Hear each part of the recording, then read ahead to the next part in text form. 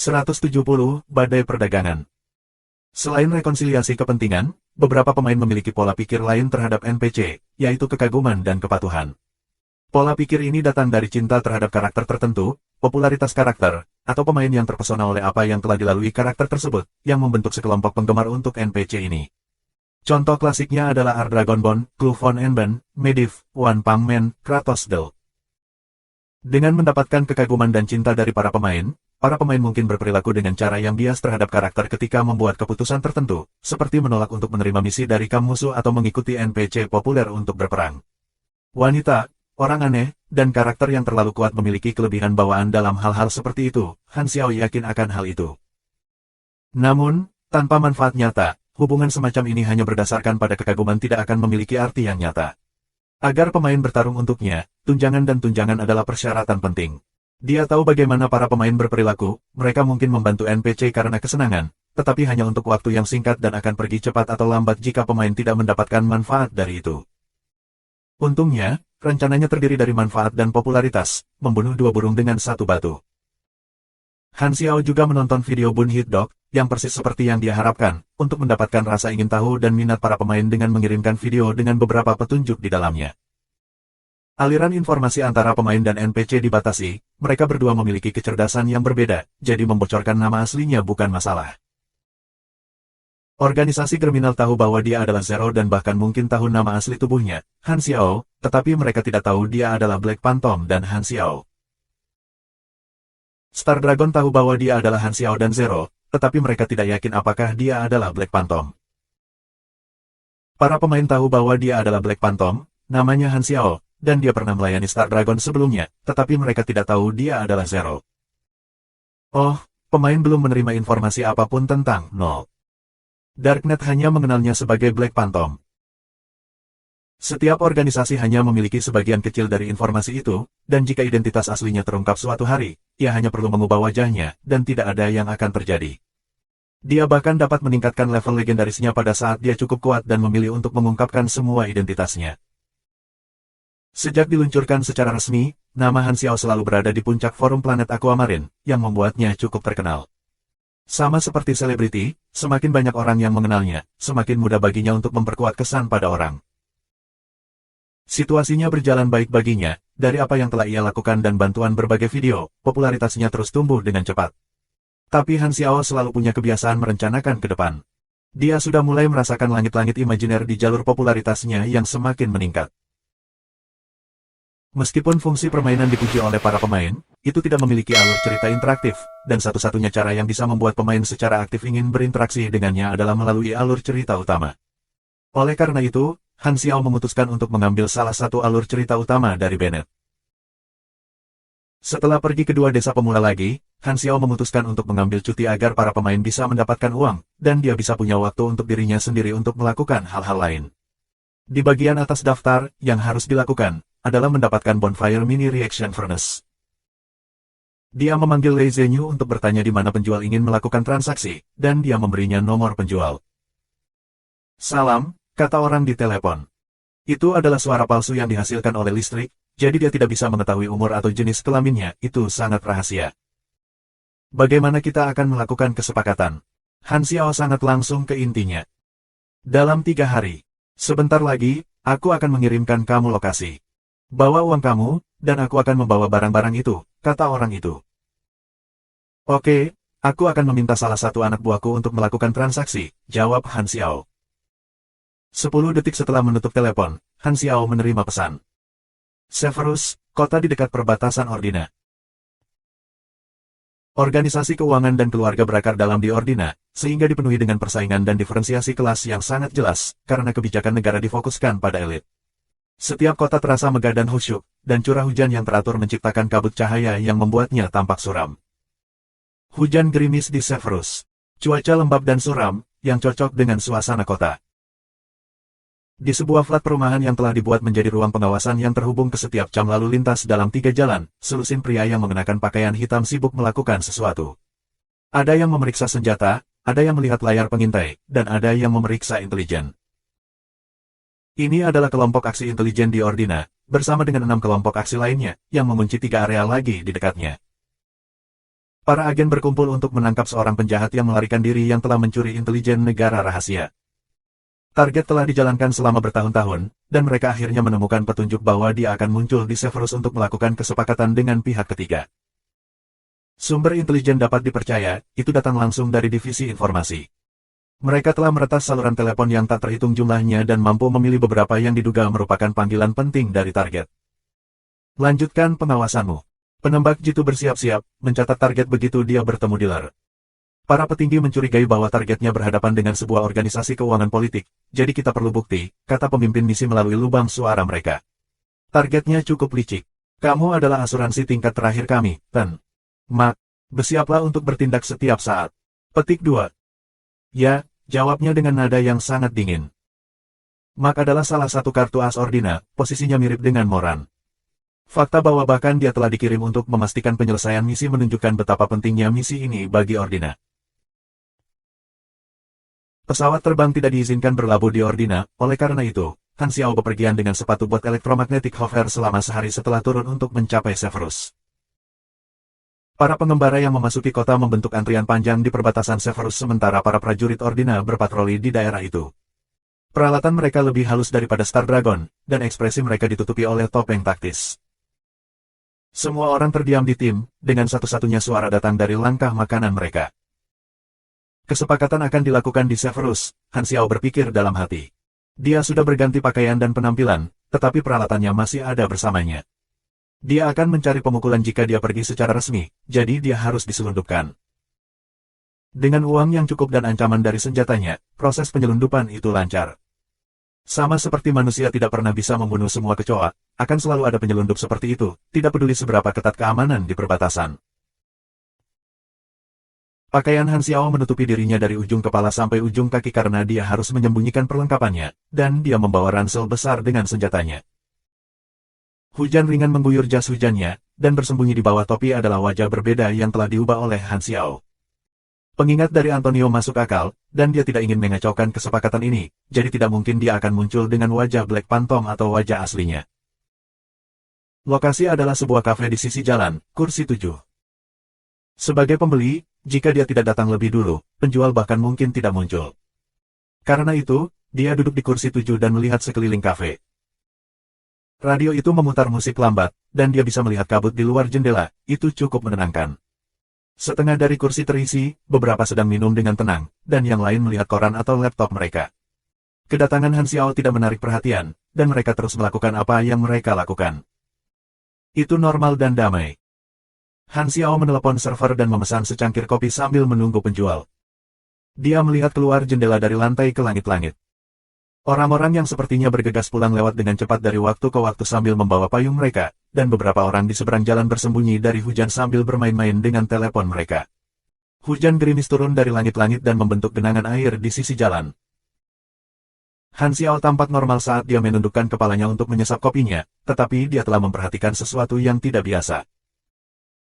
Pria yang membaca koran yang duduk 3 kursi jauhnya bernapas berat dan memiliki detak jantung yang jauh lebih tinggi dari biasanya.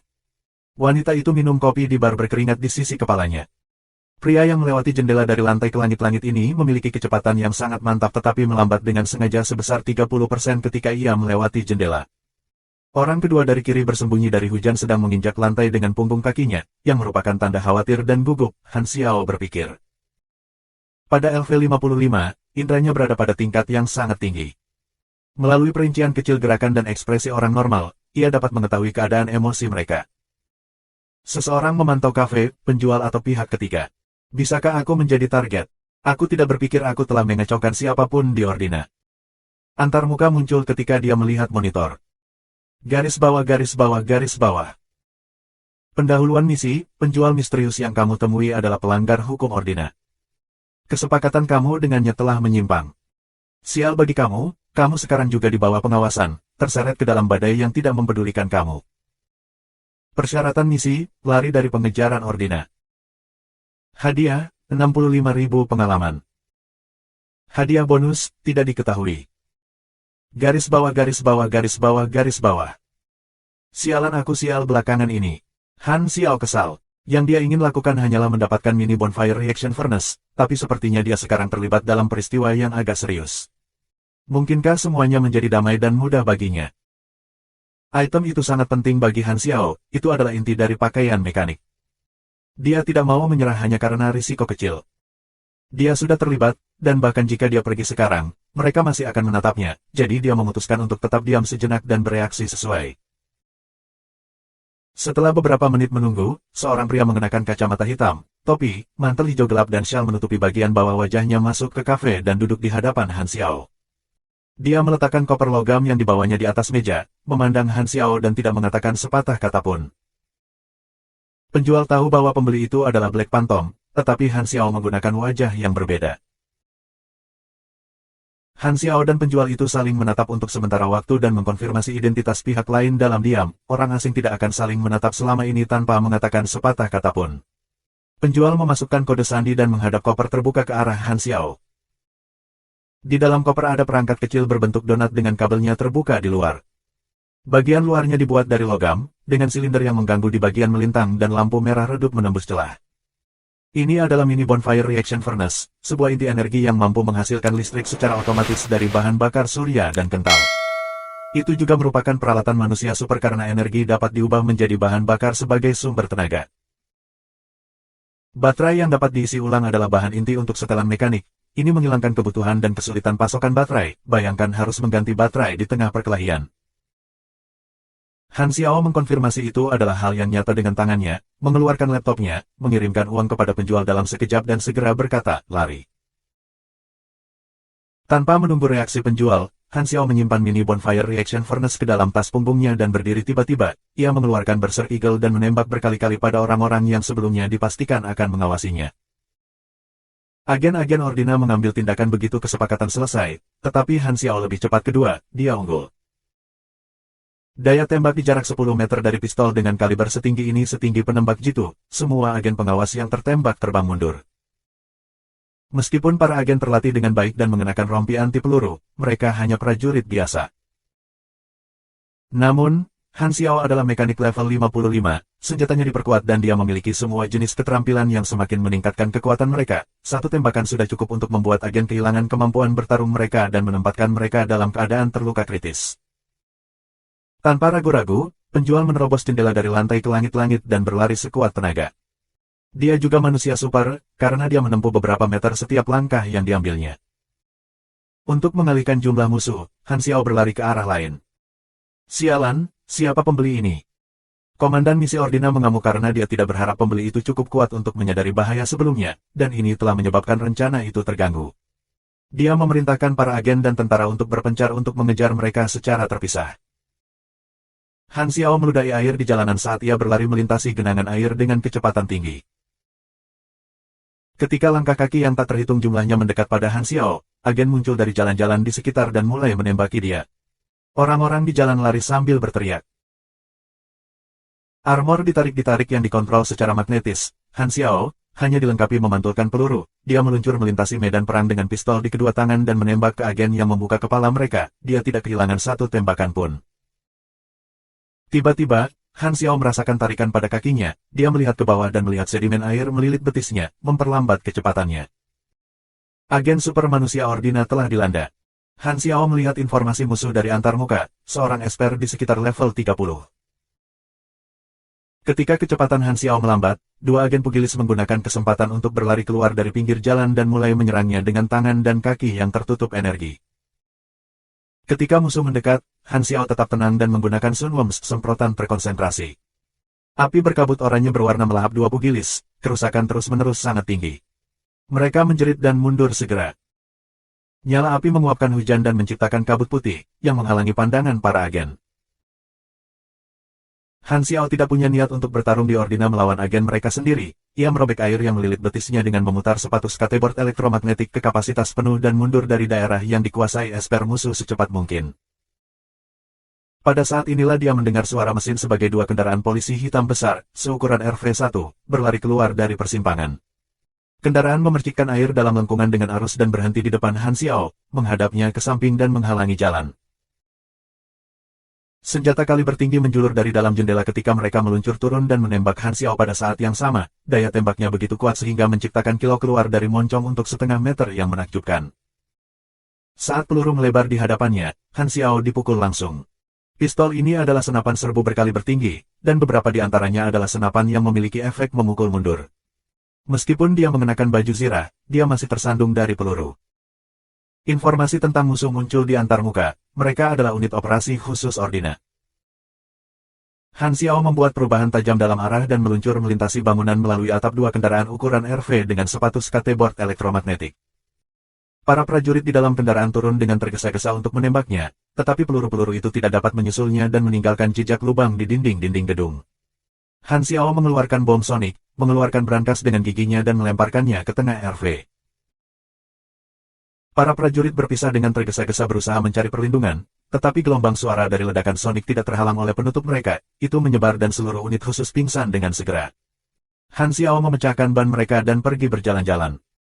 Ordina memiliki banyak pria di daerah ini.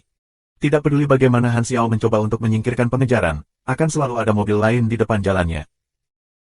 Dia menembak jatuh kamera lalu lintas, mengambil jalan memutar, menggunakan sepatu skateboard elektromagnetik untuk memanjat dinding dan bangunan, melewati para prajurit berkali-kali, tetapi akan selalu ada mobil yang menghentikannya di depan. Bagaimana mereka bisa selalu menemukanku? Pikir Han Xiao, lalu tiba-tiba, dia menyadari sesuatu. Ketika dia berbalik untuk melihat ke langit sambil meluncur, dia menemukan 3 pesawat tanpa awak yang mengikutinya, tidak heran mereka tahu di mana dia berada. Dia mengeluarkan Red Falcon dan menembak mereka masing-masing dengan 1 peluru. Komandan misi Ordina memukul meja dengan marah, tim lain sudah kehilangan penjualnya, Han Xiao adalah satu-satunya target yang tersisa tetapi dia terlalu sulit untuk ditangkap oleh anak buahnya.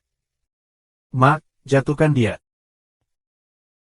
Setelah berhasil melarikan diri dari beberapa mobil terakhir, Han Xiao melompati celah di antara gedung-gedung dan mencari tempat tersembunyi untuk mengganti wajah dan pakaiannya. Tiba-tiba, peluru dari senapan meledak di punggungnya, asap dan api berkobar. Han Xiao langsung terbentur ke dinding, batu kapur dan pecahan batu pecah jatuh ke lantai. Ledakan jarak dekat telah membuat Han Xiao kehilangan pendengarannya sebentar, dia menyingkirkan jeruk nipis di kepalanya dan mendongak dengan kerutan. Seorang pria berdiri di atas sebuah gedung, ia memiliki semua jenis peralatan, rompi anti peluru, ikat pinggang anti air, 4 pistol di pinggang dan paha, senapan sniper dan 2 senapan serbu berbeda yang tergantung di belakang punggungnya, dan senapan di tangannya dengan asap keluar dari moncongnya.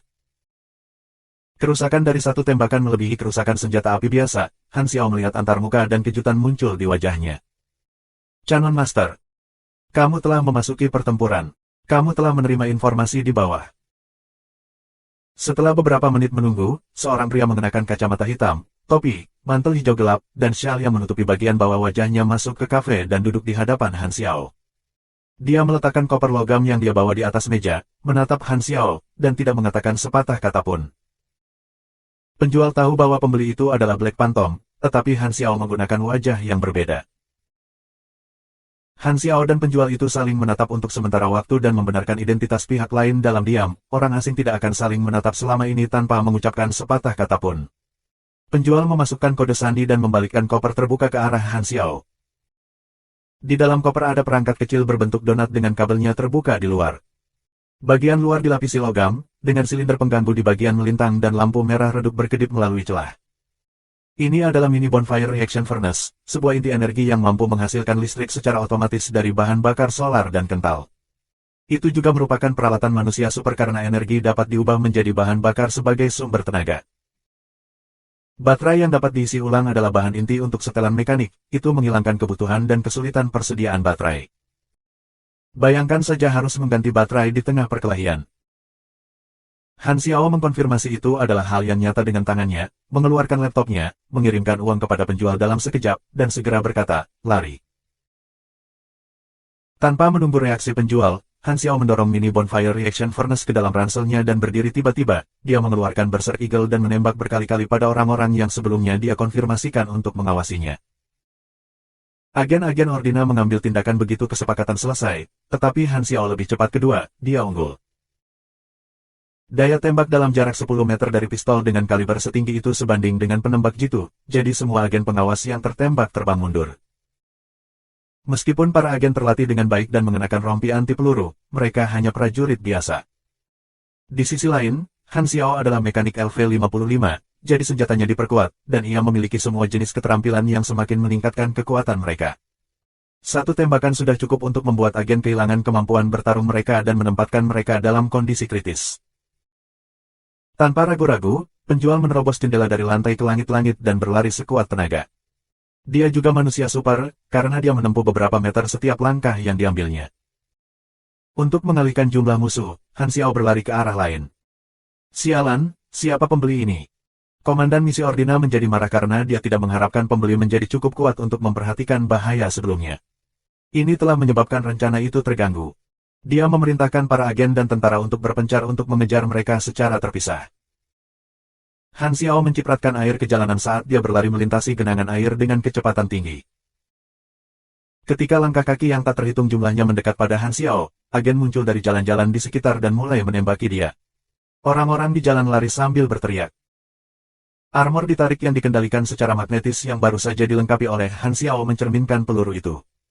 Dia meluncur melintasi medan perang dengan pistol di kedua tangan dan menembak pada agen yang mengekspos kepala mereka. Secara alami, dia tidak melewatkan satu tembakan pun. Tiba-tiba, Han Xiao merasakan tarikan pada kakinya. Dia melihat ke bawah dan melihat sesuatu seperti air melilit betisnya, memperlambat kecepatannya. Melirik informasi musuh pada antarmuka, Han Xiao melihat bahwa itu adalah seorang esper di sekitar LV-30. Ketika kecepatan Han Xiao melambat, dua agen pugilis menggunakan kesempatan untuk berlari keluar dari pinggir jalan dan mulai menyerangnya dengan tangan dan kaki yang tertutup energi. Nyala api menguapkan hujan dan menciptakan kabut putih, yang menghalangi pandangan para agen. Han Xiao tidak berniat bertarung di Ordina melawan agen mereka sendiri, jadi dia merobek air yang melilit betisnya dengan memutar sepatu bot elektromagnetiknya ke kapasitas penuh dan mundur dari daerah yang dikuasai esper musuh secepat mungkin. Pada saat itulah dia mendengar suara mesin ketika dua kendaraan polisi hitam besar berlari keluar dari persimpangan. Kendaraan mencipratkan air dalam lengkungan dengan arus dan berhenti di depan Han Xiao, menghadapnya ke samping dan menghalangi jalan. Pistol kaliber tinggi menjulur dari dalam jendela ketika mereka meluncur turun dan menembak Han Xiao pada saat yang sama. Daya tembaknya begitu kuat sehingga menciptakan kilau keluar dari moncongnya sejauh setengah meter yang menakjubkan. Saat peluru melebar di hadapannya, Han Xiao dipukul langsung. Pistol ini adalah senapan serbu berkaliber tinggi, dan beberapa di antaranya adalah senapan yang memiliki efek memukul mundur. Meskipun dia mengenakan baju zirah, dia masih tersandung dari peluru. Informasi tentang musuh muncul di antarmuka, mereka adalah unit operasi khusus Ordina. Han Xiao membuat perubahan tajam dalam arah dan meluncur di atas atap kedua kendaraan dengan sepatu bot elektromagnetik hovernya. Para prajurit di dalam kendaraan turun dengan tergesa-gesa untuk menembaknya, tetapi peluru tidak dapat menyusulnya dan meninggalkan jejak lubang di dinding bangunan. Han Xiao mengeluarkan granat sonik, mengeluarkan pin dengan giginya, dan melemparkannya di antara kendaraan. Para prajurit berpisah dengan tergesa-gesa, berusaha mencari perlindungan, tetapi gelombang suara dari ledakan sonik tidak terhalang oleh penutup mereka. Pasukan menyebar, dan seluruh unit khusus pingsan segera. Han Xiao memecahkan ban mereka dan pergi berjalan-jalan. Ordina memiliki banyak pria di sekitar daerah itu. Tidak peduli bagaimana Han Xiao mencoba untuk menyingkirkan pengejaran, akan selalu ada mobil lain di depan jalannya. Dia menembak jatuh kamera lalu lintas, mengambil jalan memutar, menggunakan sepatu bot elektromagnetik hovernya untuk memanjat dinding dan bangunan, melewati para prajurit berkali-kali, tetapi selalu ada mobil yang menghentikannya. Bagaimana mereka bisa selalu menemukanku? Han Xiao berpikir, lalu tiba-tiba, dia menyadari sesuatu. Ketika dia berbalik untuk melihat ke langit sambil meluncur, dia menemukan 3 pesawat tanpa awak yang mengikutinya. Tidak heran mereka tahu di mana dia. Dia mengeluarkan Red Falcon dan menembak mereka masing-masing dengan 1 peluru. Komandan misi Ordina memukul meja dengan marah. Tim lain sudah kehilangan penjual. Han Xiao adalah satu-satunya target yang tersisa, tetapi dia terlalu sulit untuk ditangkap oleh anak buahnya. Mak, jatuhkan dia. Setelah berhasil melarikan diri dari beberapa mobil terakhir, Han Xiao melompati celah di antara gedung-gedung dan mencari tempat tersembunyi untuk mengganti wajah dan pakaiannya. Tiba-tiba, peluru dari senapan meledak di punggungnya saat asap dan api berkobar. Han Xiao langsung terbentur ke dinding, dan batu bata yang hancur jatuh ke lantai. Ledakan jarak dekat telah membuat Han Xiao kehilangan pendengarannya sebentar. Dia menyingkirkan debu di kepalanya dan mendongak dengan cemberut. Seorang lelaki berdiri di puncak sebuah gedung. Dia membawa semua jenis peralatan, rompi anti peluru, ikat pinggang anti air, 4 pistol di pinggang dan paha, senapan sniper, dan 2 senapan serbu berbeda yang tergantung di belakang punggungnya, dan senapan di tangannya dengan asap keluar dari lubang. Moncong. Kerusakan dari satu tembakan melebihi kerusakan senjata api biasa. Han Xiao melihat antarmuka, dan kejutan muncul di wajahnya. Master Cannon. Garis bawah garis bawah garis bawah garis bawah. Kamu telah memasuki pertempuran. Kamu telah menerima informasi berikut. Garis bawah garis bawah garis bawah garis bawah. Mark Leslie. Level 56. Kelas, Agen LV10, Agen Elite LV9, Eagle Eye Shooter LV11, Mekanik Pemula LV10, Cannon Master Apprentice LV10, Cannon Master Trainee LV6. Atribut, 54 STR, 131 Dex, 65 N, 146 INT, 17 MYS, 11 C, 13 Look. Kesehatan, 1900 per 1900. Stamina, 940. Energi, 1230. Kemampuan. Terlatih, 100 kesehatan. Tubuh yang diperkuat, plus 400 head, plus 4% abnormality resistance. Penglihatan tajam, peningkatan bidang penglihatan, plus 20% akurasi, plus 13% kesempatan berpikir kritis. Mekanik profesional, plus 18% kerusakan saat menggunakan senjata mekanik. Gunmaster, plus 1% rentang kerusakan per 5 kecekatan. Keterampilan. Pemotretan eksplosif LV5. Memindahkan sniper LV4. Meriam dan api VV. Menuangkan amunisi LV3. Pemotretan dasar LV10. Pemotretan akurat LV8. Api tertekan LV5. Eagle Eye Target Lock LV1. Mesin menengah afinitas LV8. Kapasitas klip ekstra LV5. Peralatan. RX-108 Assault Rifle. Grade, putih. Kerusakan, 41-48. Tingkat kebakaran, 5.6 S. Kisaran aktif, 380 meter. Kapasitas klip, 30. Output daya, 41. Bacer, Assault Rifle. Grade, hijau. Kerusakan, 71-85. Tingkat kebakaran, 3,4 S. Tingkat kebakaran maksimal, 5.7 DTK. Kisaran aktif, 350 meter. Kapasitas klip, 24. Output daya, 49. Tiger Claw, Shotgun. Grade, hijau. Kerusakan, 20-187. Tingkat kebakaran, 1,5 DTK. Kisaran kerusakan maksimum, 10 meter, kerusakan berkurang dengan meningkatnya kisaran. Kapasitas klip, 8. Output daya, 48. Rompi anti peluru keramik sintetis. Grade, hijau. Ranget defense, 24-26. Daya tahan, 560. Pox pistol. Grade, sementara. Kerusakan, 34-40. Tingkat kebakaran, 2,5 S. Kisaran aktif, 80 meter. Kapasitas klip, 12. Output daya, 28. Grappling Hook Gun. Deskripsi, memotret kait pengait. Kisaran, 20 meter. Mark adalah Master Cannon, kelas 2 dari kelas mekanik dasar dengan kerusakan yang sangat tinggi. Semakin baik senjatanya, semakin besar keuntungan yang mereka miliki. Ini adalah pertama kalinya Han Xiao bertempur melawan musuh tingkat tinggi di kelasnya sendiri. Setiap meter dari Master Cannon adalah tembok penghalang, dan musuh ada di puncak gedung sementara Han Xiao ada di tanah. Dalam sekejap mata, Han Xiao menyelesaikan analisis situasi, musuh, medan di dekatnya, dan rute pelarian. Cannon Master, level 56, kerusakan tinggi tetapi HP rendah. Aku memiliki satu kesempatan untuk menangani kerusakan besar yang eksplosif, tetapi membunuhnya tidak akan mudah. Cadangan mereka akan tiba dalam waktu singkat jika aku terhenti, dan aku tidak memiliki persediaan yang cukup untuk menghadapi pertarungan yang kalah jumlah. Aku perlu menggunakan kesempatan yang diciptakan dengan merusaknya untuk melarikan diri, Han Xiao berpikir. Lampu biru menyala dari sepatunya, dan dia meluncur pergi. Mencoba lari. Mark tetap tanpa ekspresi ketika Han Xiao melarikan diri. Dia telah memperhatikan sebelumnya bahwa kecepatan yang dimiliki Han Xiao adalah dari sepatunya, jadi dia menggunakan senapan serbu RX-108 dan menembak dengan akurasi tinggi. Dia tahu bahwa Han Xiao tidak akan bisa melarikan diri jika sepatunya rusak. Namun, sepotong baju besi ditarik yang dikendalikan secara magnetis dengan cepat menutupi sepatu dan memblokir peluru. Hampir saja, Han Xiao kaget. Untungnya, dia sudah siap dan mampu bereaksi tepat waktu. Seandainya sepatunya hancur, kesulitan untuk melarikan diri akan jauh lebih tinggi. Diserang dan tidak melawan bukanlah gaya Han Xiao. Sementara mundur secara taktis, dia menembak balik ke Mak dengan akurasi tinggi setara dengan yang terakhir, dan 3 peluru kaliber tinggi mengenai dada Mak.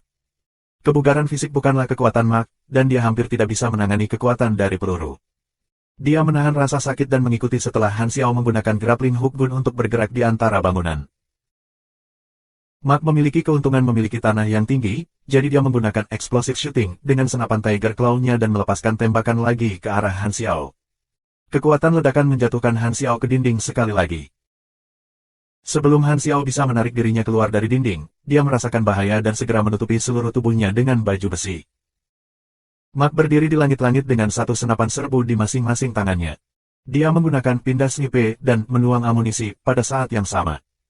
Meningkatnya tingkat api dari kedua skill bersama-sama mengubah peluru menjadi badai menghujani Han Xiao, membuatnya terjebak di dinding. Lubang-lubang di dinding berubah menjadi gelombang debu, dan retakannya semakin besar.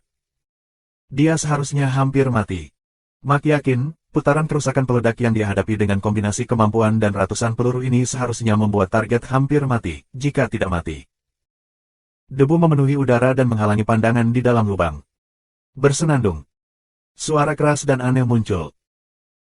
Tiba-tiba, medan kekuatan tak terlihat meledak di dinding, mendorong hujan dan peluru, menciptakan area ruang kosong. Mesin repulsif lapangan. Menggunakan jijik dari mesin, Han Xiao melompat keluar dari lubang dan tetap stagnan di udara untuk sesaat. Dia mengangkat pantom Ghost Sniper dengan satu tangan dan membidik Mak dari jauh, mengunci posisinya. Waktu sepertinya melambat. Mak merasakan tulang punggungnya merinding. Pistol itu memberinya rasa dingin yang menusuk, dan intuisinya mengatakan kepadanya bahwa itu sangat mematikan. Dia mencoba menghindar sesegera mungkin, tetapi Han Xiao melepaskan tembakan sebelum dia bisa menghindar sepenuhnya. Dalam kilatan cahaya biru, Mak merasakan kekuatan yang tak tertahankan meledak di dadanya. Dia terlempar ke udara dan berguling ke sisi lain atap, nyaris meraih tepi atap di detik terakhir sebelum jatuh. Rasa sakit dari dadanya sakit sekali. Dia melihat ke bawah dan melihat lubang berdarah di dada kanannya yang menembus tubuhnya melalui rompi anti peluru. Darah memancar dari dalam. Dia menembus paru-paruku. Mak banyak berkeringat karena rasa sakit pada lukanya. Setiap kali dia menarik napas, rasanya seperti pisau mengiris bola balik di paru-parunya. Dia kaget dan takut, kekuatan dari bidikan ini lebih kuat daripada salah satu miliknya bahkan ketika dia berada di performa puncak. Dari mana asal orang yang sangat kuat ini? Dan siapa dia? Kekuatan ledakannya bahkan lebih tinggi dari Ace of Ordina, tetapi Mak belum pernah melihatnya sebelumnya. Seandainya Mak tidak mengelak, peluru itu akan mengenai matanya. Dia berakhir di negara ini bahkan dengan rompi anti peluru. Jika dia bahkan setengah detik lebih lambat ketika dia mengelak. Ketakutan Mak terhadap Han Xiao memuncak. Garis bawah garis bawah garis bawah garis bawah. Kamu menghancurkan Mak Leslie's rompi anti peluru keramik sintetis. Kamu memberikan 772 poin kerusakan pada Mak Leslie. Mak Leslie telah memasuki kondisi pendarahan sedang, kehilangan 5 kesehatan selama 60-an. Mak Leslie telah memasuki kondisi penetrated paru, minus 10% keluasan, minus 15% kecepatan gerakan. Garis bawah garis bawah garis bawah garis bawah garis bawah. Tembakan ledakan ini digunakan dengan Flaming Wheel dan Overload jadi kerusakannya menakutkan. Han Xiao menarik napas dalam-dalam. Untuk pertama kalinya, armor retractable controlled magnetik miliknya hampir hancur. Kerusakan dari badai peluru Mak telah menurunkan daya tahannya ke zona yang mengkhawatirkan sebesar 100 poin. Jika dia masih memakai versi pertama itu tanpa semua perbaikan yang telah dia lakukan, itu akan hancur. Cannon Masters dikenal karena daya tembaknya. Jika Mak bisa mendapatkan senjata api yang lebih baik, kerusakannya akan semakin meningkat. Bagi Mak, fakta bahwa Han Xiao masih berdiri setelah semua peluru yang dia tembakkan sudah cukup sulit dipercaya. Jika Han Xiao tetap tinggal dan melanjutkan pertarungan, dia hampir pasti akan menang, tetapi dia mendengar mesin dari jauh, cadangan mereka ada di sini. Ini adalah wilayah Ordina. Aku akan kalah jumlah dengan mudah oleh orang-orang mereka yang tak terhitung jumlahnya. Mak sudah tahu kerusakan peledakku, jadi rencananya mulai sekarang pasti akan menghambatku. Aku sudah mendapatkan barang aku, jadi tidak perlu bagi aku untuk tetap dan berjuang. Lari sekarang adalah prioritas, Han Xiao berpikir untuk dirinya sendiri dan mundur tanpa ragu-ragu. Mark masih ngeri dengan tembakan dari Han Xiao, jadi dia bertindak dengan sangat hati-hati, menembakkan beberapa tembakan dan bersembunyi tepat setelahnya. Dia tampak seperti pria yang berbeda.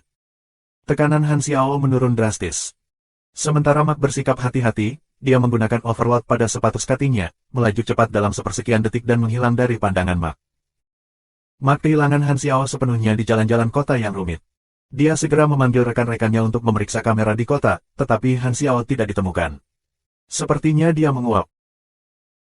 Target misi adalah penjual, yang berpengalaman dalam melarikan diri setelah bertahun-tahun dikejar, dan karena pembeli ini mengingatkan penjual sedetik sebelumnya, ia telah menemukan kesempatan untuk melarikan diri dari agen. Dengan demikian, Mark hanya bisa mengejar pembeli, tetapi meskipun menjadi es, tidak hanya dia tidak menangkap target, dia bahkan sangat rusak. Kemarahan dan kekecewaan memenuhi dadanya, gagal misi itu seperti tamparan di wajahnya. Agen Ordina mulai mencari di daerah itu, yang diharapkan tidak membuahkan hasil. Mereka hanya bisa meneruskan rekaman video pertempuran mereka ke unit intelijen untuk dianalisis. Namun, meskipun mereka tidak memiliki harapan bahwa melakukan ini akan memberi mereka informasi yang berharga, mereka secara mengejutkan menemukan seseorang yang gaya bertarungnya sama dengan pembeli. Hantu hitam. Mereka terlihat sangat berbeda, tetapi dia mungkin mengenakan topeng kulit. Semuanya masuk akal sekarang. Hanya Black Phantom yang bisa menghilang seperti hantu. Petik 2. Di ruang tindakan komando, Mark dirawat oleh dokter. Wajahnya suram. Dia pernah mendengar tentang Black Phantom sebelumnya, tetapi sebagai agen S dari sebuah organisasi intelijen, dia memandang rendah pembunuh seperti Black Phantom. Namun, melalui bentrokan tadi sengaja dengan Black Phantom ini, meskipun menjadi pengejarnya, ia telah dikalahkan dan rusak parah, bahkan tidak dapat mengikuti target. Mark merasa malu. Tidak heran dia adalah legenda. Komandan tindakan tidak menyalahkan Mark karena kegagalan tidak dapat diterima ketika lawannya adalah Black Phantom. Pertanyaannya adalah, mengapa Black Phantom datang ke benua barat? Apakah dia memiliki kesepakatan dengan penjahat yang mereka ikuti? Unit intelijen Ordina menganggap penampilan Black Phantom dengan sangat serius. Mereka membuka pertemuan dan menyuruh unit peretas untuk bermain dengan sumber informasi ini, yang merupakan panggilan singkat Han Xiao dengan penjual tentang lokasi kesepakatan. Salam pembuka. Bagaimana kita akan melakukan kesepakatan? Dalam 3 hari. Sebentar lagi, aku akan mengirimkan kamu lokasi. Bawa uang kamu, dan aku akan membawa barang-barang itu. Petik 2. Oke, aku akan meminta salah satu anak buahku untuk melakukan transaksi. Kalimat terakhir adalah kuncinya. Orang yang dikirim oleh pembeli adalah Black Phantom, yang berarti bahwa identitas pembeli jelas. Setelah melarikan diri dari pemandangan Mark, Han Xiao berbalik ke arah bahwa dia datang dari tempat kamera pengintai dihancurkan. Dia mengganti pakaian dan wajahnya di topeng kulit, masuk ke kerumunan, dan berhasil lolos.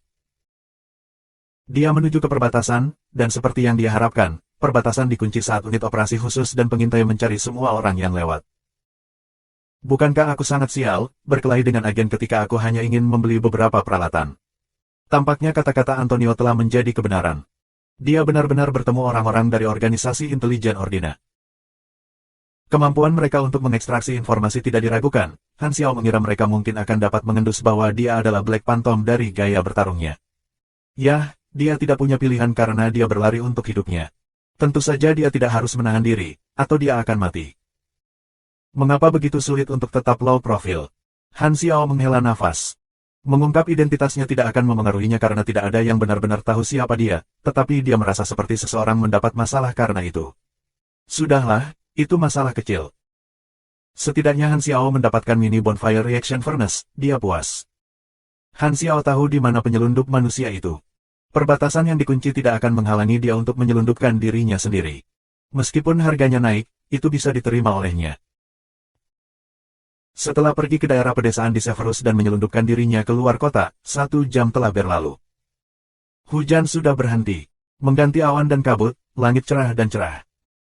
Saat di jalan dengan sepatu hovernya, telepon Han Xiao tiba-tiba berdering. Itu dari Bennett.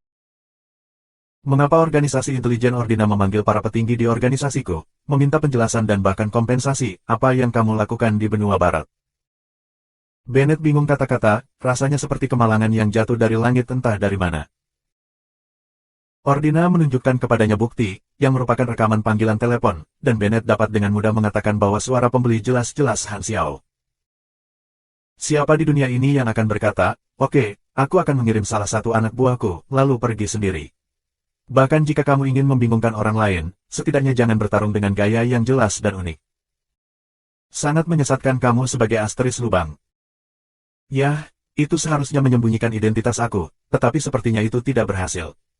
Bagaimanapun, jangan khawatir, ini bukan masalah besar.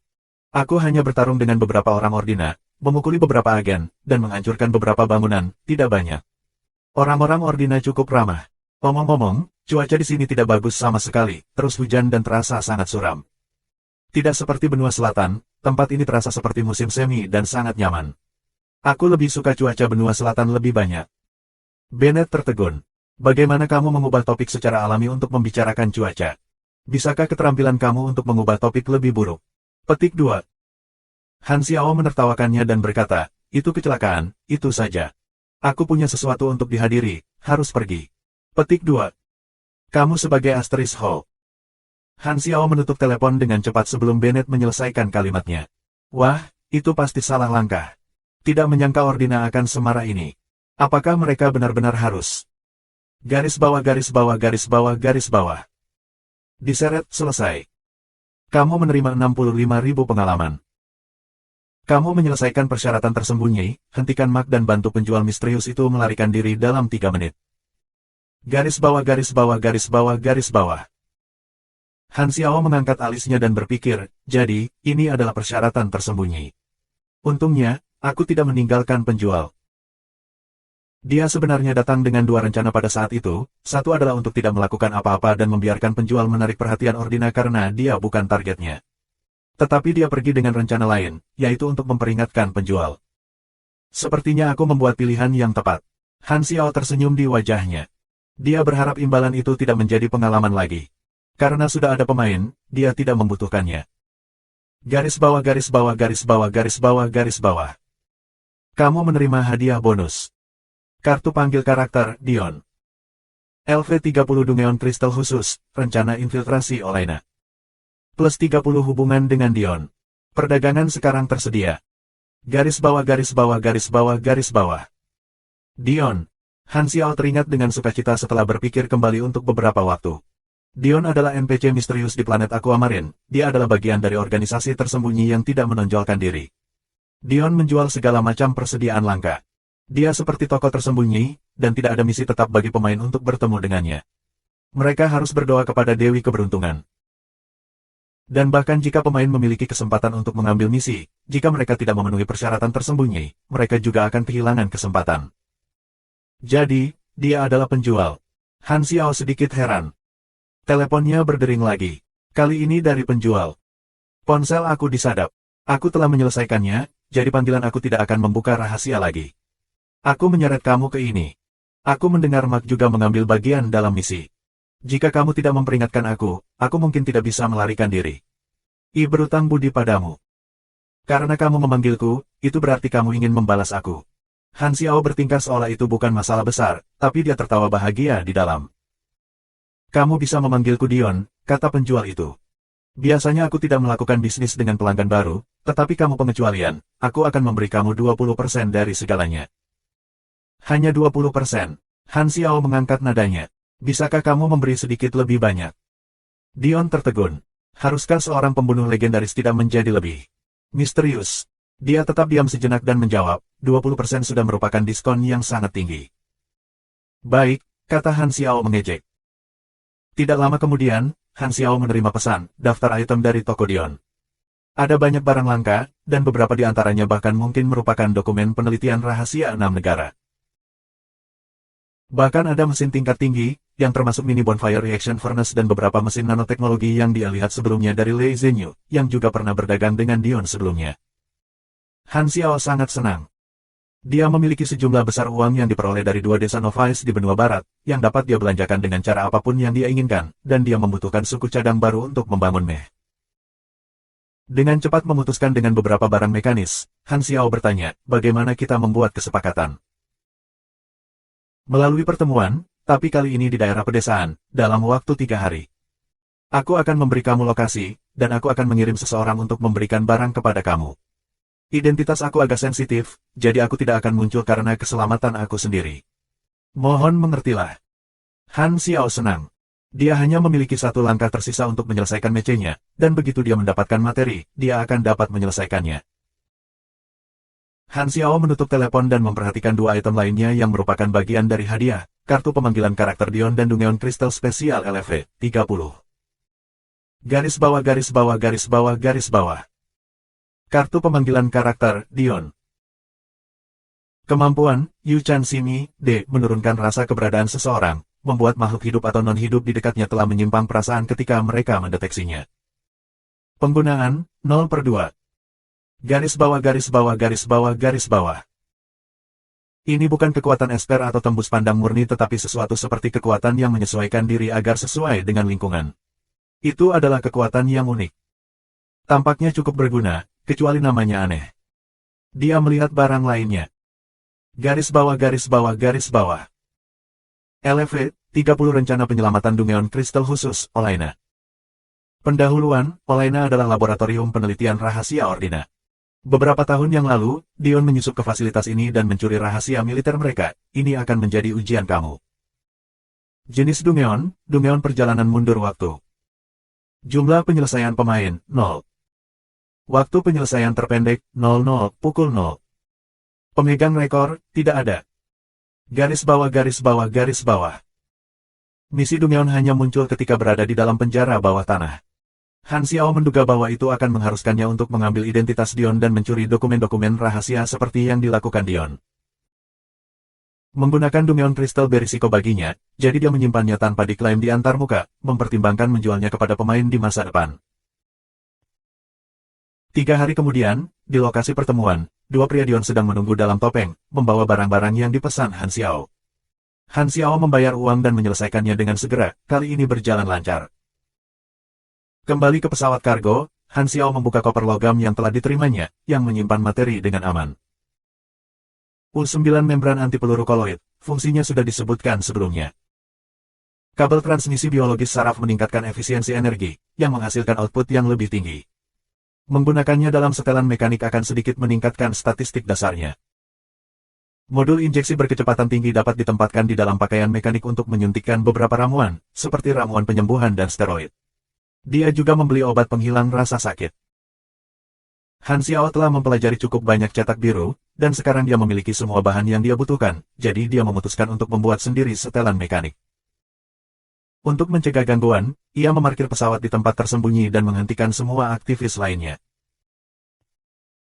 5 hari kemudian, dengan tas gelap di bawah matanya, Han Xiao melihat setelan lengkap dengan senyum lega. Selesai. Garis bawah garis bawah garis bawah garis bawah. Pemindaian berhasil. Kamu telah berhasil membuat cetak biru prototipe baru. Silakan beri nama cetak biru. Garis bawah garis bawah garis bawah. Han Xiao merenung sebentar. Setelan mekanik ringan ini merupakan tiruan dari Python, tetapi banyak bagian dan modul berbeda dari aslinya, sehingga sesuai dengan kebutuhannya. Dia punya ide untuk nama yang cocok. Garis bawah garis bawah garis bawah garis bawah. Dinamai berhasil, kamu menerima cetak biru yang disesuaikan, Light Mechanical Suit, Viper. Garis bawah garis bawah garis bawah garis bawah. Ini nama yang bagus. Han Xiao puas. Viper adalah pakaian tempur yang benar-benar hitam. Ada pelat paduan platinum di bagian luar dada, perut, paha, dan punggung. Sedikit di bawah bagian belakang leher adalah tempat mini bonfire reaction furnace ditempatkan, memancarkan cahaya merah samar. Ruang di antara armor dipenuhi dengan U9 colloidal bulletproof membrane, yang memiliki kekuatan pertahanan sangat tinggi. Di bagian dalam baju tempur ada serat penol yang dirancang agar terlihat seperti garis otot, yang meningkatkan kekuatan pengguna. Helm adalah topeng One Piece yang terbuat dari bahan breathability tinggi, yang memiliki perangkat filtrasi di mulut yang terbuat dari logam dan kacamata pelindung berbentuk B di mata. Dari perspektif pengguna, kacamata memiliki fungsi teknis yang mencantumkan data yang dipindai dan ditangkap dari medan perang. Ada juga banyak modul senjata dalam suite itu. Garis bawah garis bawah garis bawah. Ular berbisa. Tipe, satuan jas ringan mekanik. Grade, putih. Statistik dasar. Armor 5600 per 5600. Pertahanan 137. Tingkat daya 578. Energi 2600 per 2600. Tinggi, 1,82 meter. Berat, 108 pon. Metode kontrol, body plus smart chip kelas rendah. Sumber daya, mini bonfire reaction furnace, mengisi sendiri. Memulihkan energi pada 20 men. Tingkat konversi energi dari pengguna, 10:6. Penggunaan energi mode stasioner, 12 men. Mode energi penggunaan combat, 28 men. Kapasitas daya inti, 421/600. Modul struktur tulang, serat nanoteknologi PE0. Otot biologis tulang dalam. Memperkuat otot saat pengguna menggerakkan tubuh. Mengeraskan otot saat diserang. Meningkatkan atribut STR plus 38, Dex plus 25, DEF plus 12. Output daya, 70. Modul pelapis baja, plat paduan platinum. Armor plus 1800. DEF plus 30. Output daya, tidak ada. Modul pelapis baja, membran anti peluru U9 koloidal. Armor plus 2400. DEF plus 45. Output daya, tidak ada. Modul eksterior, kamuflase optik. Memantulkan cahaya untuk mencapai tembus pandang sampai batas tertentu. Output daya, 20. Modul mata. Kombinasi, pemindaian listrik, penglihatan termal, penglihatan malam. Menampilkan informasi di layar hologram teknis. Output daya, 25. Modul kanan, plat tangan pemanas. Menghasilkan panas yang tinggi dan menghasilkan kerusakan terus-menerus. Biaya energi, 1.2 DTK. Level kerusakan, 94. Output daya, 50. Modul kiri, seperti di atas. Modul pergelangan tangan kanan, Sunwom Mini Flamethrower. Biaya energi 1S. Level kerusakan, 98.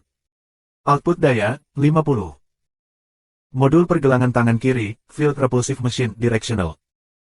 Merilis energi menjijikkan dalam busur 150 derajat dan 20 meter. Cooldown, 30-an. Biaya energi, 10 per penggunaan. Output daya, 60. Modul kaki, Boots Hover listrik. Biaya energi, 5 men. Output daya, 30. Modul sistem, pemeriksaan kondisi tubuh. Output daya, 5. Modul sistem, sistem kontrol kebakaran cerdas. Bidik asis. Output daya, 5. Modul sistem, database analisis target. Output daya, 5. Modul anak perusahaan, jarum injeksi berkecepatan tinggi. Dilengkapi, painkiller. Output daya, 10. Modul anak perusahaan, mini spider detektor Asteris 8. Output daya, tidak ada. Modul tambahan, pengontrol denyut elektromagnetik. Berlaku excitament. Semua statistik plus 5%. Durasi, 15 menit. Biaya energi, 5 per penggunaan. Output daya, 10. Modul anak perusahaan, sui anti radar coating.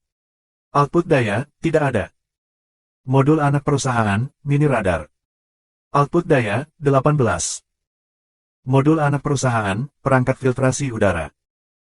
Termasuk kemampuan penyimpanan oksigen, dapat menyimpan oksigen hingga 15 menit. Output daya, 8. Modul anak perusahaan, termostat. Output daya, 10. Kemampuan tambahan, kemampuan kuat. Selama tempur, mendistribusikan energi ke biologis otot tulang dalam. Meningkatkan statistik STR plus 40, Dex plus 20. Kemampuan tambahan, ketangguhan. Menggunakan platinum alloy dan membran anti peluru U9 koloidal, memperoleh daya tahan tinggi terhadap korosi, suhu tinggi, dan kondisi abnormal lainnya. Keterangan, tiruan yang sukses.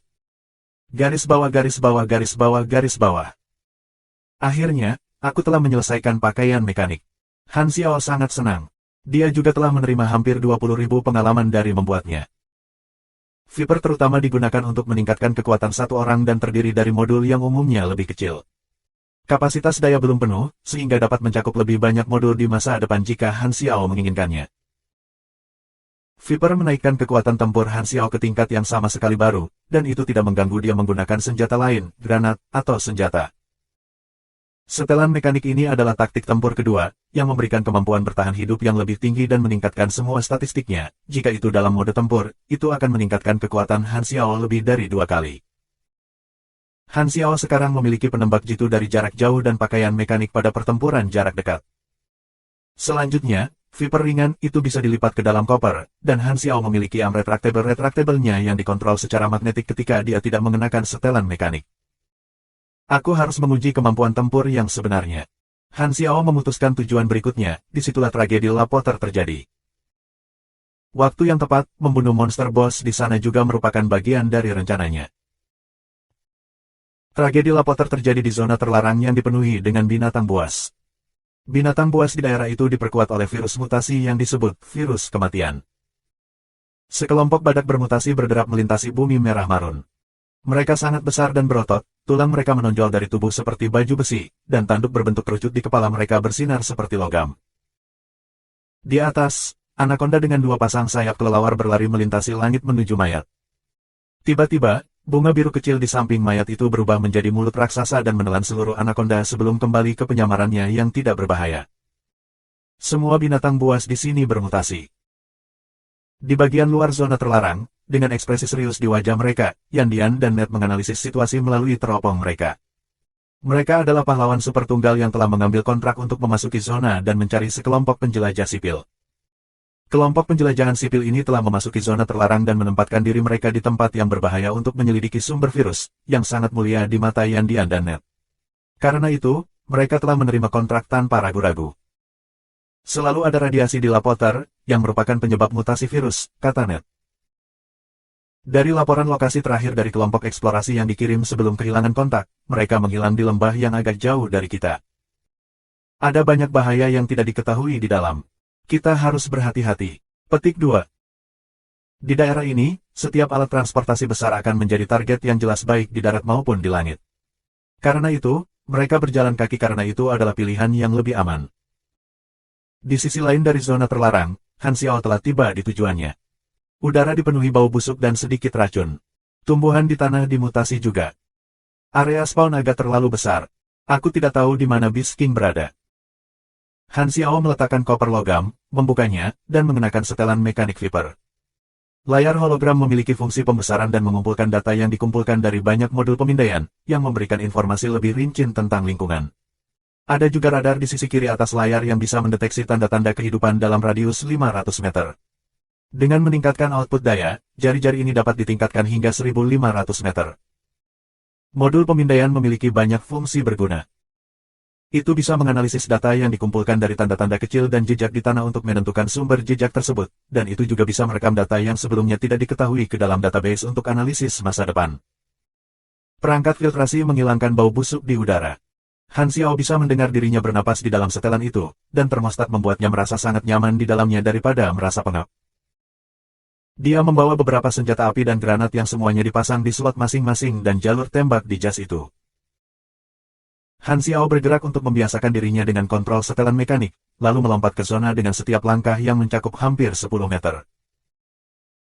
Gugatan itu dalam mode siaga, yang menggunakan lebih sedikit energi daripada tungku reaksi bonfire mini yang dihasilkan, sehingga energinya selalu penuh. Radar aktif setiap saat. Jika mendeteksi makhluk apapun dengan tanda-tanda vital yang kuat, itu bisa menjadi Beast King, dan karena spesies Beast King itu acak, bahkan Han Xiao tidak yakin akan spesies apa itu.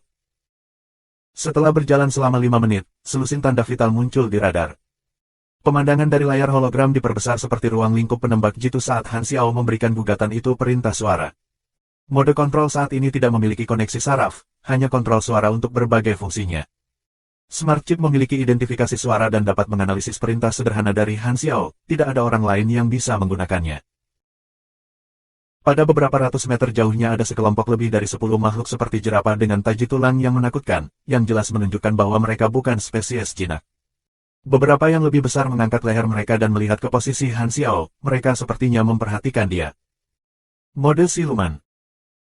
Kamuflase optik dihidupkan, dan bagian luar dari setelan mekanik berubah menjadi warna yang sama dengan lingkungan seperti bunglon. Kesenjangan dalam jas itu juga ditutup, tidak mengeluarkan aroma apapun. Makhluk seperti jerapah menggelengkan kepala tetapi tidak dapat menemukannya, jadi mereka berbaring. Jika level musuh cukup tinggi, mereka akan bisa melihat kamuflase, tetapi binatang buas ini jelas jauh dari level itu. Han Xiao terus bergerak maju, mencari target.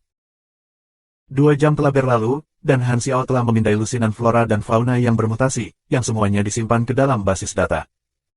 Dia juga bertarung dengan beberapa binatang buas dengan berbagai level dan tanda vital untuk menentukan kekuatan perkiraan level tanda vital tertentu yang disajikan. Binatang dengan level tertinggi yang dia temui adalah sekawanan binatang seperti serigala di LV42, yang bukan targetnya. Matahari telah terbenam, dan malam menjadi lebih berbahaya ketika lolongan mengisi zona terlarang. Jika Han Xiao tidak memiliki pakaian mekaniknya, malam itu akan berbahaya baginya, tetapi kemampuan sembunyi-sembunyi Viper diperkuat oleh malam. Itu menyegel semua suaranya dan aroma dan membuatnya tidak menarik perhatian seperti batu. Aku belum menemukan target, Han Xiao berpikir. Dia duduk di dekat sebuah batu besar dan memasukkan peluru ke dalam klip ketika dia mengubah mode visor ke Night Vision. Peluang Bisking menelurkan di jantung zona, The Ruins of Lapoter, lebih tinggi, karena semakin dekat ke pusat, semakin banyak binatang buas ada. Dengan perintah suara, baju besi di sekitar betis Han Xiao terbelah. Di dalamnya ada ruang kecil yang menyimpan spider detectors. Dia mengaktifkan mereka dan membuat mereka menyebar ke tengah-tengah zona. Gambar yang diambil oleh mereka ditampilkan di kacamata. Detektor laba-laba bekerja dengan goyah tetapi agak cepat. Setelah beberapa saat, Han Xiao bisa melihat situasi zona tengah, yang dipenuhi dengan binatang buas yang tampak ganas. Tiba-tiba, gambar dari spider detektor nomor 1 mengalami sedikit guncangan, dan suara tabrakan yang keras bisa terdengar dari jauh. Binatang-binatang itu kemudian terlihat semua bergerak ke arah yang sama. Spider detektor nomor 1 memanjat babi hutan berambut panjang dan menuju ke arah yang sama. Dua superhumans yang berlari untuk menyelamatkan diri dari binatang buas muncul di depan mata. Salah satunya adalah Esper yang bisa melepaskan gelombang kejut putih dari tangan, yang cukup kuat dan mengetuk binatang buas yang menutup kembali berulang kali. Namun, suara yang dihasilkannya menarik lebih banyak binatang buas. Itu adalah lingkaran iblis yang hanya memperburuk situasi. Ada orang lain yang telah memasuki zona terlarang ini. Han Xiao mengangkat alisnya karena terkejut. Tepat pada saat berikutnya, seekor singa putih yang tingginya 5 meter dan lebih dari 10 meter muncul. Semua binatang buas keluar dari jalannya dengan ketakutan, dan mereka yang tidak mati semuanya mati. Mata Han Xiao berbinar. Itu kemungkinan besar Beast King. Yan Dian dan Ned berlari dengan sekuat tenaga hingga paru-paru mereka terasa seperti terbakar. Di belakang mereka ada lebih dari 100 binatang bermutasi dan singa putih besar. Semua ini karena kekuatanmu. Suaranya menarik begitu banyak binatang buas. Yan Dian berkata sambil mengepalkan giginya dengan marah. Diam. Jika bukan karena kecerobohanmu, kami bisa menghindari serigala itu. Berhentilah mengeluh dan membuat komentar yang tidak berguna. Apa yang harus kita lakukan sekarang? Ned berkata ketika dia melepaskan gelombang kejut lainnya, memukul mundur beberapa binatang buas yang terlalu dekat. Yan Dian mengeluarkan laptopnya sambil berlari untuk melihat peta dan berkata, kami semakin dekat ke pusat zona. Sangat berbahaya di sana, jadi kita harus mengubah arah sekarang. Petik 2. Mereka berbalik dengan tergesa-gesa. Binatang buas mengejar dengan ketat dengan singa putih besar yang memimpin di depan. Gelombang kejut Ned hanya bisa menghentikan pergerakannya hanya sesaat dan bahkan tidak bisa mendorongnya kembali bahkan pada jarak sekecil apapun. Ned banyak berkeringat, dia kehabisan energi. Kali ini, sebuah tebing muncul di depan. Ada celah di tanah yang hanya bisa muat manusia, dan dia harus masuk ke samping. Cepat, bersembunyi di dalam. Mereka sangat gembira. Tiba-tiba, Ned melihat bayangan besar di bawahnya melebar dengan cepat. Berbalik dengan terkejut, Ned melihat singa putih melompat ke arahnya dan membanting cakarnya lurus ke bawah. Angin dari kekuatan kasar binatang itu begitu kuat sehingga Ned hampir tidak bisa membuka matanya atau bernapas. Kamu duluan, teriak Yan Dian sambil mendorong Ned pergi. Dia kemudian meninju ke arah cakar dengan api biru yang membungkus lengannya. Dia adalah seorang pugilis yang memiliki fisik yang lebih kuat dan bisa menanggung lebih banyak kerusakan daripada Ned, jadi dia yakin itu tidak akan menjadi masalah untuk memblokir serangan yang satu ini saja. Tinju dan cakar saling bentrok. Suara patah tulang bisa didengar dengan jelas, lengan Yan Dian patah, dan beberapa tulang rusuknya juga patah hanya dari benturannya saja. Dia mengeluarkan seteguk darah dan terbang seperti kerikil. Ned dengan cepat menariknya ke celah di antara tanah, dan cakar mengikuti mereka pada saat berikutnya dan memecah batu menjadi kerikil. Mereka hampir tidak berhasil. Kekuatan mentah yang kuat. Wajah Yan Dian berkedut karena rasa sakit. Pugilis yang kuat seperti dia telah terluka parah hanya dengan satu pukulan, kekuatan singa ini tidak pernah terdengar. Ned bahkan lebih terkejut. Dia tahu kekuatan Yan Dian, tetapi bahkan dia tidak bisa menangani satu serangan pun dari singa putih. Mereka mungkin tidak akan selamat saat ini. Binatang buas mengepung bagian luar, jadi mereka tidak punya pilihan lain selain bergantung pada celah ini untuk hidup. Untungnya, binatang buas tidak bisa masuk.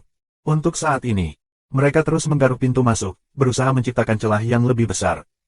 Setiap kali mereka mendengar suara cakar di bebatuan, detak jantung mereka menjadi lebih cepat.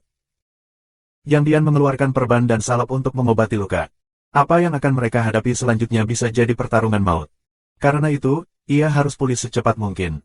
Ned juga berusaha memulihkan energi sebanyak mungkin, bahkan itu berarti ia akan menderita lebih banyak cedera di masa depan. Yang mereka inginkan hanyalah melewati ini. Tiba-tiba, binatang buas di luar berkumpul dengan erat dan mulai berlari ke arah satu sama lain. Singa putih mengeluarkan geraman keras dan mulai membunuh binatang buas lainnya. Binatang buas juga mulai berbalik melawan satu sama lain. Darah tumpah kemana-mana, dan geraman terus mengalir. Binatang buas mulai saling membunuh. Senyum muncul di wajah mereka ketika mereka memutuskan untuk menunggu dan melihat. Binatang-binatang itu bertarung selama lebih dari setengah jam, meninggalkan mayat di mana-mana. Singa putih adalah pemenang terakhir. Darah dari binatang buas lainnya telah menambahkan merah ke bulunya yang bersalju. Itu berdiri di depan celah dan menggeram pada sisa binatang buas, menunjukkan bahwa mereka adalah mangsanya. Para binatang buas mundur dan meninggalkan mangsa untuk Raja Binatang Buas. Kawanan binatang telah pergi, tetapi yang terkuat di antara mereka semua, singa putih, masih menunggu di luar. Saat ia mencakar di lubang, lubangnya menjadi lebih besar, jadi itu tidak akan lama sebelum Yang Dian dan Ned tidak punya tempat untuk bersembunyi. Hati mereka tenggelam ke dasar. Ned menggigit bibirnya dan berkata, "Luka kamu terlalu parah. Kamu menjadi umpan, dan mungkin aku bisa hidup." Petik 2. Yang Dian melihat tubuhnya yang terluka parah dan berkata, "Memang benar aku tidak akan bisa melarikan diri. Lebih baik bagi seseorang untuk mati daripada keduanya. Jika kamu bisa keluar hidup-hidup, ingatlah untuk menjaga keluarga aku." Petik 2. Aku akan membesarkan anakmu dan merawat istrimu." Petik 2. Mereka saling memandang dan diam sejenak. Lalu mereka berdua tersenyum pahit. "Berhenti bicara omong kosong. Jika kita akan mati bersama." Petik 2. Yang Dian berdiri dalam perjuangan dan berkata, "Kami akan menggunakan semua yang tersisa." Ned mengangguk. Cahaya putih mulai menyala di tangannya saat dia bersiap untuk bertarung. Tepat saat mereka akan pergi dan menggunakan semua yang mereka miliki, kilatan cahaya biru melesat melintasi langit malam dan mengenai mata kiri singa putih itu. Segera, itu meledak menjadi darah. Kemudian mereka mendengar suara tembakan. Singa putih meraung marah dan berlari ke arah sumber tembakan. Yang Dian dan Ned tertegun, yang kemudian berubah menjadi kegembiraan. Seseorang datang untuk membantu. 500 meter jauhnya, Han Xiao berbaring tengkurap di lantai dengan senapan sniper ghost, cahaya biru bersinar di sepanjang sirkuit di tubuhnya. Melalui lingkup penembak jitu, dia melihat singa putih bergegas ke arahnya dengan mata kiri berdarah. Tembakan ini ditembakkan dengan Flaming Wheel, yang kali ini memicu kerusakan 2,2 kali, bersama dengan kelebihan titik vital, dan menyelinap menyerang kerusakan kritis. Kerusakan adalah 1.800 yang menakjubkan. Ini adalah kerusakan tertinggi yang pernah ditangani Han Xiao dengan satu omong kosong. Namun, singa putih itu masih hidup dan sepertinya itu tidak mempengaruhi dirinya. Han Xiao melihat informasi di antar muka, dan seperti yang dia duga, singa putih itu memang Raja Binatang Buas. Nama aslinya adalah Mutant White Lion King, LV56. Itu memiliki banyak kemampuan khusus binatang buas. Misalnya, kesehatannya adalah jumlah yang mengerikan lebih dari 18.000, jadi suntikannya hanya sekitar 10% dari kesehatannya, serta debuff kehilangan penglihatan. Garis bawah. Raja Singa Putih Mutan. Level 56. Kesehatan 15.724 per 18.700. Status minus 50% bidang tampilan, status pendarahan sedang. Atribut, 135 STR, 126 Dex, 240 N, 30 INT, 22 MYS, 31 CA, 24 Look. Garis bawah. Atributnya sangat tinggi, dan memiliki banyak kemampuan khusus, yang termasuk satu yang disebut Craze Rage, yang sebagian besar meningkatkan kecepatan gerakan, kecepatan serangan, dan kerusakan ketika kesehatan menurun. Kemampuan yang sangat berbahaya. Bos ini seharusnya diperangi oleh sebuah tim, tetapi Han Xiao sendirian. Namun, dengan setelan mekanik baru, risikonya jauh lebih rendah. Han Xiao berdiri dan meluncur ke belakang sambil menembak dengan snipernya terus-menerus. Meskipun mengenakan Viper, ia tidak akan memilih untuk pertempuran jarak dekat. Mencampurkan strategi tempur adalah cara yang tepat untuk dilakukan. Dengan menggunakan penembak jitu dan pakaian mekanik pada saat yang sama, ia bisa memiliki keuntungan dalam pertarungan jarak dekat dan jarak jauh. Modul pemindaian menganalisis medan di dekatnya dan membuat cadangan secara otomatis tanpa Han Xiao harus melihat ke belakang, sehingga ia dapat sepenuhnya fokus menangani kerusakan. Setelah kiting sebentar, ketika Han Xiao menyelesaikan semua klip Red Falcon dan Berserk Eagle, Mutant White Lion King akhirnya mendekat dalam jarak 100 meter. Han Xiao berhenti mundur dan bukannya berlari maju ke Raja Binatang Buas. Beralih ke mode tempur, Han Xiao berteriak. Listrik dipompa melalui kabel. Saat cahaya merah terang bersinar dari Bonfire Reaction Furnace di punggungnya, serat otot dalam setelan itu melebar dan memberi Han Xiao kekuatan yang lebih besar. Mengepalkan tinjunya, Han Xiao bisa dengan jelas merasakan jumlah kekuatan dalam pakaian mekanik hanya menunggu untuk dikeluarkan. Atribut tambahan dari suite itu lebih dari 2 kali lipat STR dan Dex-nya. Yang Dian dan Ned melihat dari jauh bahwa Han Xiao akan berhadapan langsung dengan Raja Singa Putih. Jangan melawannya dalam jarak dekat. Mereka berteriak pada Han Xiao dengan kaget. Orang misterius dengan setelan mekanik ini ada di sana untuk menyelamatkan mereka, dia adalah harapan mereka. Mereka bisa mengingat betapa mudahnya Yang Dian telah dikalahkan, dan orang ini mungkin juga berakhir dengan hal yang sama. Manusia berukuran kecil, namun dia masih memilih untuk menghadapi binatang buas besar secara langsung. Rasanya seperti melempar sebutir telur ke batu, itu tidak akan berdampak. Laki-laki dan singa itu saling menabrak. Hasilnya pasti di benak Yang Dian dan Ned. Mereka hampir ingin memejamkan mata dan tidak melihat betapa kejam akhirnya bagi pria misterius itu. Tapi mereka salah. Pria misterius itu tidak hanya tidak menderita kerugian yang tragis, tetapi juga singa putih yang menggeram kesakitan. Raja Singa Putih itu terlempar ke belakang, dan setengah dari tubuh Han Xiao dipalu ke tanah. Mereka luar biasa setara. Han Xiao memiliki bobot yang lebih ringan. Dia harus mengarahkan kekuatan ke tanah agar tidak dihancurkan. Dengan otot-otot kaki melepaskan energi mereka, Han Xiao melompat keluar dari tanah dan mengayunkan kakinya ke kepala singa putih seperti cambuk. Dengan suara keras, riak muncul di udara. Tengkorak singa putih berubah bentuk dari kekuatan. Seluruh tubuhnya dikirim berguling dan menabrak tanah. Ya Tuhan! Yang Dian dan Ned terpana dengan apa yang mereka lihat. Ukuran mereka lebih dari 10 kali terpisah, dan singa putih yang menakutkan itu baru saja kehilangan orang misterius ini. Dalam kekuatan, Yang Dian merasakan tenggorokannya mengering. Apa yang dilihatnya terlalu berdampak. Hanya karena dia tidak bisa melakukannya, bukan berarti orang lain tidak bisa. Dia telah bertarung dengan pugilis lain yang lebih kuat darinya, dan tak satu pun dari mereka yang mendekati seberapa kuat White Lion King. Namun, pria misterius ini bahkan lebih kuat dari itu. Setelan mekanik apa itu? Aku belum pernah melihat itu sebelumnya, kata Yang Dian. Mata Ned terus menatap lurus ke depan, tidak melirik Yang Dian. Mungkinkah itu penelitian rahasia dari beberapa organisasi raksasa? Selama mode pertempuran, Viper memberikan peningkatan atribut 78 STR dan 45 Dex, yang membuat dua atribut Han Xiao ini bahkan lebih tinggi daripada White Lion King. Yang lebih mengerikan lagi adalah bahwa kelebihan miliknya dapat lebih meningkatkan atribut dari Viper. Han Xiao telah memperhatikan Yang Dian dan Ned jauh sebelumnya, tetapi karena dia tidak tahu siapa mereka, dia tidak terlalu peduli tentang itu. Han Xiao melawan Raja Singa Putih Mutan dengan kemarahan yang sangat dekat, masing-masing pukulan dan tendangannya menghasilkan jumlah kerusakan yang tinggi. Energi mengalir deras dari mini Bonfire Reaction Furnace, dan jumlah armor yang tinggi melindunginya dari serangan White Lion King. Hanya dengan menggunakan tinju dan kaki adalah limbah total pada semua fungsi yang dimiliki oleh setelan mekanik. Han Xiao telah menyalakan sarung tangan pemanas dan cacing matahari dan menyalakan bulu Raja Singa Putih dengan api, meninggalkan bekas luka bakar di sekujur tubuhnya. Pertarungan mereka mengguncang tanah seperti gempa bumi. Bahkan duo yang menonton dari jauh bisa merasakannya saat mereka menyaksikan pertarungan sengit dengan kagum. Meskipun serangan White Lion King menjadi kuat dan lebih cepat dari waktu ke waktu, Han Xiao masih di atas angin. Dia bisa menghindari sebagian besar serangan karena seberapa gesitnya dia, dan bahkan bagi mereka yang tidak berhasil dia hindari, mereka tidak bisa menembus jasnya.